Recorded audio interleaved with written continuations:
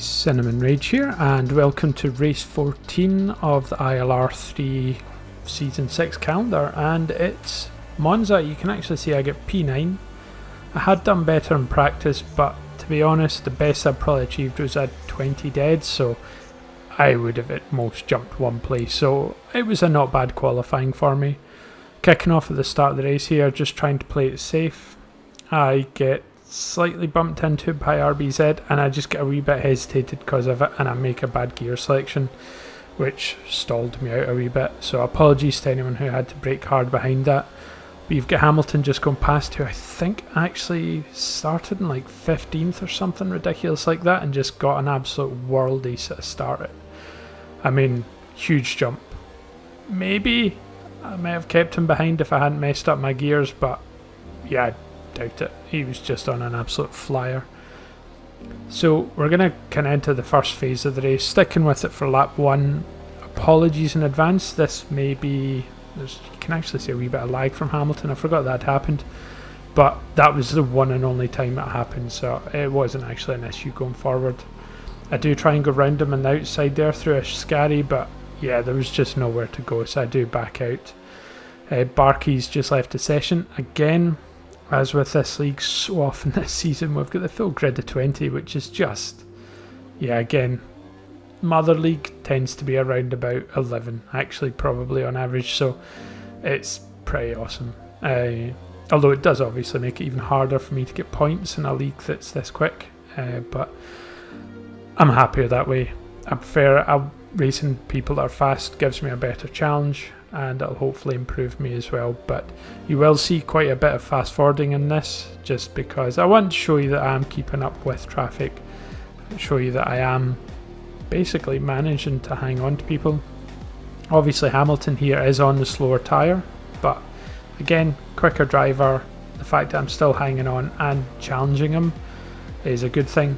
I do make a bit of a mistake here. I go past just for the DRS line and I have a fairly poor run through the Parabolica, and you can see there's no guides coming up for DRS, so he's just going to go straight back past me. And yeah, that was a wee bit of a mistake on my part. As I say though, I'm going to use a bit of fast forwarding here, so luckily the program I'm using seems to do fast forwarding pretty smooth, so it shouldn't be too juddery like it is when I'm seeing it in the preview window. Sitting a wee bit behind Hamilton just now. I'm also, you'll notice, not actually running rich or high ERS. I'm just kind of saving it, knowing I was a wee bit quicker through a scary last time, and also additionally not wanting to go past him. You can see he starts slow down. I think he must have been running low or something to try and get me to overtake, but I resist the temptation, and with the intention of getting in the DRS this time, fire it in to overtake Rich, and yep, I do get the DRS. So you can see just following him here as he moves out to the right. I tend not to get that close before moving out from behind somebody, just because F1 2018 had some of the worst desync you've ever seen, so I'm a wee bit scarred by it, so I tend not to sit that close to the back of somebody's car. I tend not to try and get that close to anybody's car, to be honest, because of the desync that you used to see in the previous game. Cheesy Dreams gets a wee bit of a poor run there through the second chicane on the track, just at the start of the second sector, and it does allow me to get quite close to him. Unfortunately, not quite getting the run after his incidents to actually make any big difference, so I'm not going to be able to actually capitalise on Cheesy's bad kind of run there. But again, I find that I'm fairly good at the scary, which was surprising because it is very tricky to get right. And I'm going to get a good run here, although I do drift. Yeah, I don't know if it was dirty air or I tried to get on the power too quickly, but I wasn't going to be able to capitalise here. So I just kind of initially make a move for the inside line, hoping for a mistake, but nothing coming. Although I almost got straight into the back of Cheesy Dreams there, just coming out of the first chicane. Just had a much better sort of exit. But cutting on to lap 8, we, as you can see, didn't have a great couple of laps there, dropped back a wee bit, but he almost goes back into the Jamie OC and absolute lol, and it meant he just ran a wee bit wide, and not only I managed to get a jump on Cheesy Dreams, but so did ILRT Hamilton. The hope was if I could have get past, then at least he would have held up Hamilton behind me, but it was not to be. Absolute All and Jamie, they're now starting to battle ahead of me, which again, you've always got to hope when people are battling like that you can take advantage of it and catch up a wee bit. But Jamie just seems to get a bad run on the curb and basically fires it into the gravel. So that's me gone from P9 to P7, which is not too bad, and getting an absolute great run onto Absolute Lol here, but I didn't quite have a straight line speed to get alongside him. He's probably running kind of all the fuel mixes as well, and yeah, I was never really going to be able to go down the inside into Scary.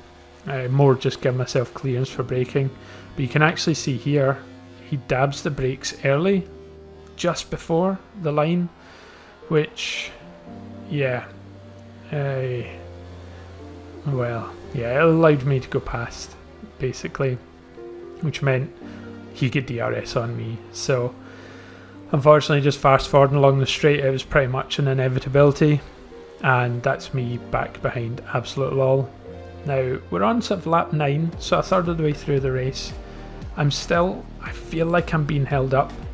We are on the same tyre compound. Hamilton had dropped back a wee bit, but he's coming right back onto the back of us. But this time, I'm not going to make the same mistake again. You can see I'm running standard and none. I'm not going to basically, yeah, I'm not going to allow him to just sort of dab the brakes and drop behind again but didn't even need to worry about it too much. He nipped into the pits. And on reflection, I probably should have gone there as well, but I just wasn't actually paying attention. But actually just a wee bit of battling there with him and just running standard and none to allow me to get DRS allowed Hamilton to get right onto the back of me, which was just a bit annoying. So we're just going to cut on to the end of the lap, and you're going to see that Hamilton has opened a wee bit of a gap. My tyres were going off at this point, so I'm just going to come in, making sure no 5-second penalties. 50 out of 80 miles an hour, kilometers an hour is fine for the pits. I'll take it. So I'm coming out behind LCR Benz. I'm really not far off some of the guys that would end up being the front runners, but I've been jumped by Absolute Lol again. Undercut did work for him, and ILRT Button. So yeah, it says, well, you can see on his car, it looks like he's on the soft compound tyre, but actually it does say in the top left that he's on the mediums. He's been on these since the start, and he gets a wee bit close there, which, as I say, is fine, except for just general trust issues with desync in Codemasters games. But I do get the move done, another overtake to add to my list for this race, which was pretty nice. But now I'm really the goal is to just chase down Absolute Lol. But you're going to see here, there's a bit of carnage up ahead as both Expert Amond and Jack RT, who's won the championships, and a tyre that's miles down the road. Yeah, as I say, like, I'm always dependent on people having incidents. Like, the pace of the people in this league is so high that I do need it. Absolute Lol looks like he's following Revolution into the pits, but obviously he was just trying to get as much slipstream as possible on this run. But I get an even better run, and I do go into sort of low mode for the corner a wee bit early, but I actually take a bit of a hit in the side there from Absolute Lol. But I do I kind of tuck in quite a lot in the corner to make sure he'd room on the outside, but yeah, it just took a wee bit of a hit. But that's the thing with this track, if you get a good run, then yeah, you're past. So we could have been trading these positions for quite some time. So yeah, it was a wee bit annoying. I knew my pace was good, but I just couldn't create that 1 second gap just to get out of DRS on him. It's just, there's so few places to do it. Like, you can see I'm in DRS the whole time, but I have to kind of sit back and wait for this straight. And so I knew he was going to probably try and brake a bit early, so I go down the inside, and I do get a wee bit unsettled by the curb, but Absolute Lol seems to try and take a kind of normalish racing line despite me being on the inside, and it just causes me a half spin. Now, as you can see, he's away at this point. And not only that, but I've got Cheesy Dreams right behind me. And yeah, I'm going to cross the line. I'm now 4.5 seconds down on, and that's before even the end of the straight, so it's going to be probably near about 5 or 6. But I was so concerned about the guys behind that I lock up, miss my braking point completely. But I know this is a guaranteed 10-second penalty if you don't, so I just basically almost stopped to let those guys back in front. Probably slightly overcooked it, but there's no point getting 10 seconds and then having to appeal it. You just kind of have to trust the game and just assume everyone's getting treated the same way. So Hamilton's off and gone, but I have caught back up to Cheesy now that we're on about lap 19, and I've got a good run. I don't know why I don't slipstream more. I think it's just, again, running none on ERS just because I don't want to accidentally give him DRS on myself. Also, just being none as you enter that corner obviously gives you a wee bit of a boost on ERS as well.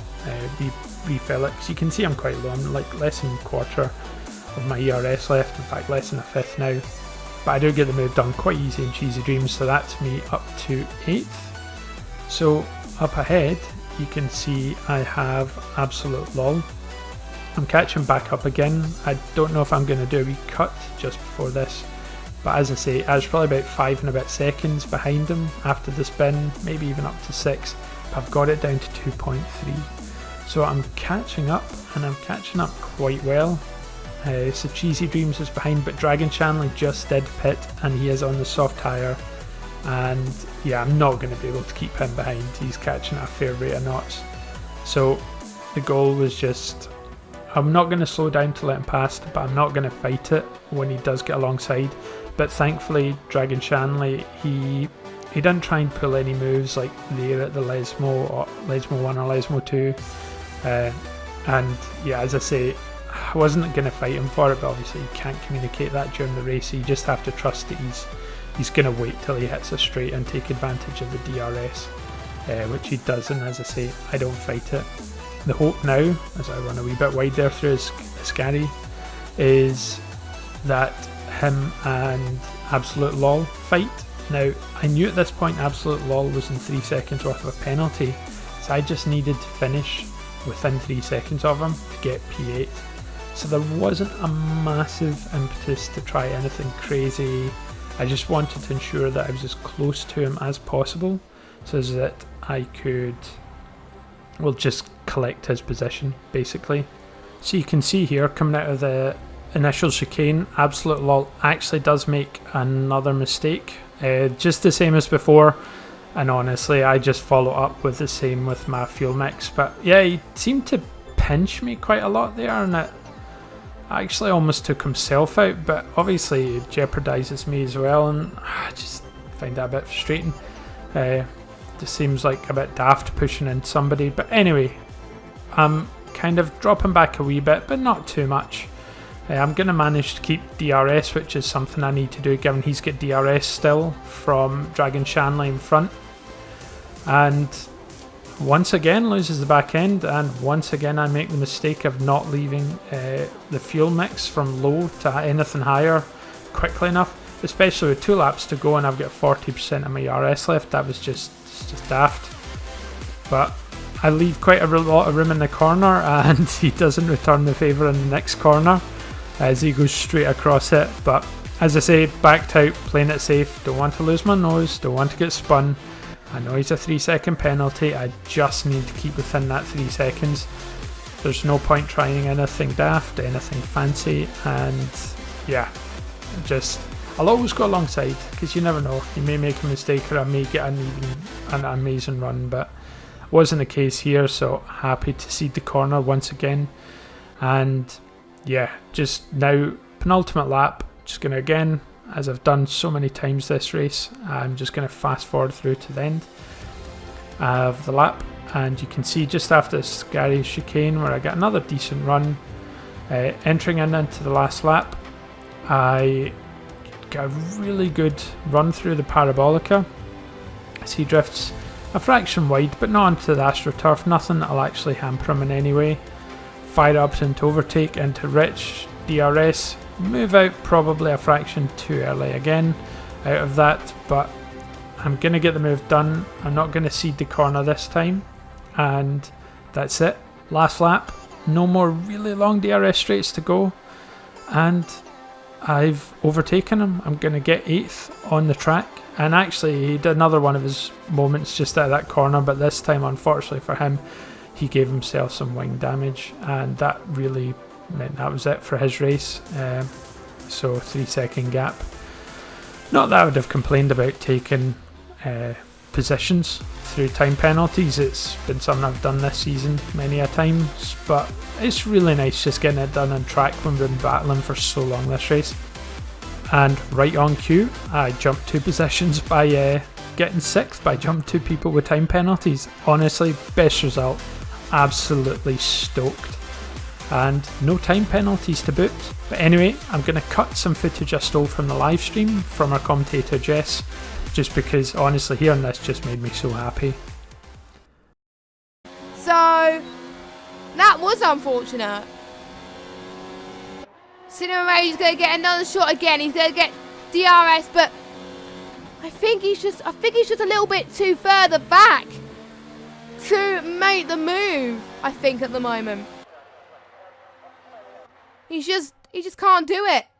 He just can't do it at all, which is sad, I've got to say. And he's got a few chances to do it. Schweitz might have made a little bit of a mistake, because Ninja Nuke is around 14.5 seconds clear of Schweitz at the moment. But here we go, final lap, Cinema Rage. What can he do? He's got to do it. Maybe he was staying back due to the fact that he wanted to get DRS, but maybe absolutely he's going to get DRS. No! Yeah, so Drag Shade 5th, Cinema Rage 6th. So RBZ then dropping way down the order due to his 10-second penalty, but I think it probably won't matter due to the fact he disconnected. But Cinema Rage P6, his best result of the season. He'll be mighty impressed with that. I'll be impressed. I thought for his spins it would have been game over, but I think Epix has been spinning. Anyway, thanks Jess, and hope you don't mind that I stole some clips from the live stream there. But honestly, just sometimes hearing your name in the game getting commentated on like this, it's just really cool. It gives it just such a professional thing, and as I say, having your race get followed for a good few laps is just kind of awesome. But anyway, thanks for watching. I'll give you over to the curated Codemasters highlights of the race, and yeah, I will catch you next time. We've got a break next week, but I will be back in time for Singapore hopefully, so catch you then. Cheers.